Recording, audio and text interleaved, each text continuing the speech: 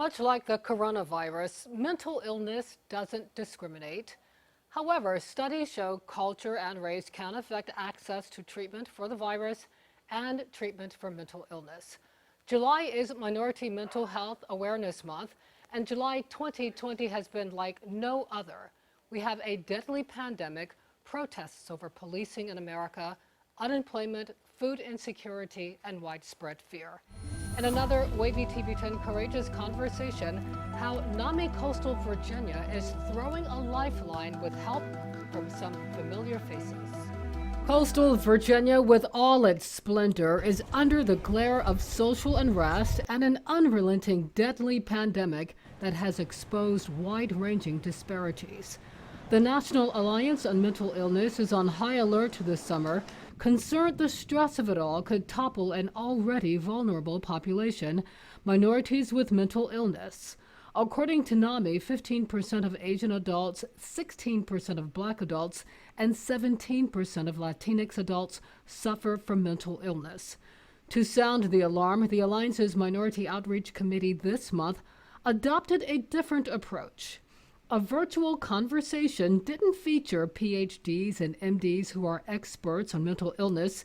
Instead, a reporter, a preacher, and a politician made up the panel for NAMI's Critical Conversations in Minority Mental Health. We wanted individuals like Pastor Rogers from the Mount to provide his insight on the correlation between the stigma in the Black community with mental health and what we can do about it, and yourself as well as somebody who's prominent in the media, how that impacts people's perceptions of mental health as well. Virginia Beach City Councilman Aaron Rouse, a former NFL player, rounded out the panel. We wanted him because with all the protests and riots and the importance of changing legislation for mental health, we thought that he would provide a really different and interesting perspective. The politician. Because I grew up in a single parent household.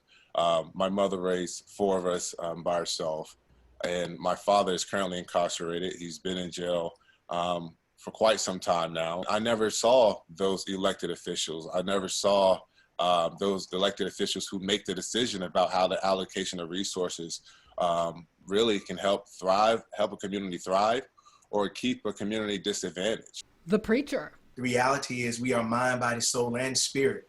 And so not only do we have to deal with his spiritual issues, the reality is there are some things that just can't be prayed away. There are some things, even though I believe the power of prayer, I believe that prayer changes things. I believe that we have the ability to go to God and God can move on our behalf.